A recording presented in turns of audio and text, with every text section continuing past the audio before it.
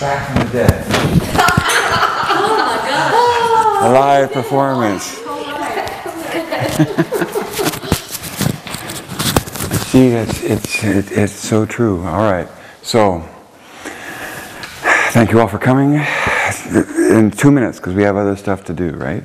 But I think this was all good practice, and to me, I see how you've gone from whatever you knew about Pilates to having a perspective of Pilates as an idea. And that idea comes straight from Joseph's book, Return to Life Through Contrology. His definition, his promise, and the sequence of exercises in that book. It's a sequence because he says it's a sequence, and that the sequence matters. His definition is contrology is the complete coordination of body, mind, and spirit. He called it contrology, so you have to recognize that the target or the study of his method was about control. So when you do Pilates, you're after control. Body, mind, and spirit.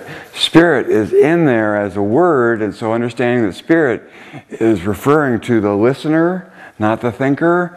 And so when you do Pilates, you're completely coordinating the body, the mind, and the listener in the effort is the target of the method and is achievable in the moment of the doing.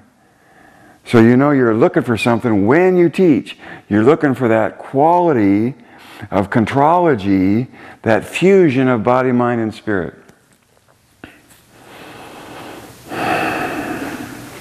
Joe's promise is that doing contrology produces a uniformly developed body. And the reason for uniform development is to survive in the gravity jungle. Pilates is survival training. It's conditioning to survive in the world that we swim through. But unlike a fish in water where we don't bear the weight that we do of water in air, when we're uniformly engaged, we're lighter in space, and our whole stress in our body isn't like it would be if we only use major muscles to move our bones. So, right there is where you can either agree with me or not that to get uniform development requires uniform usage.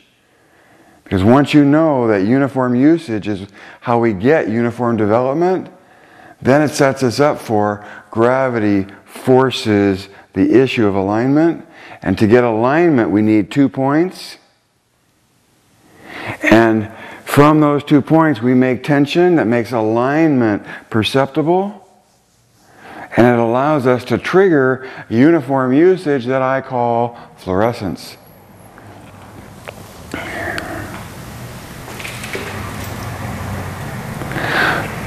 The definition of the idea is uniform eccentric loading flowing through progressive patterns of movement.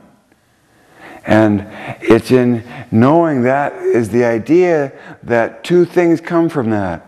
You can look at the tradition, all of Joe's pictures and film and video, and see the ideal nature, the consistency of what he did artistically points to an ideal nature in his work. So Michael Miller's idea is just more information that clarifies the tradition and empowers you not only to understand why the tradition is what it is, but when you stand in front of a body, a unique body with unique needs, you can take what you know about the ideal and apply it to the body in front of you appropriately to be teaching them Pilates to get the uniform usage that produces uniform development.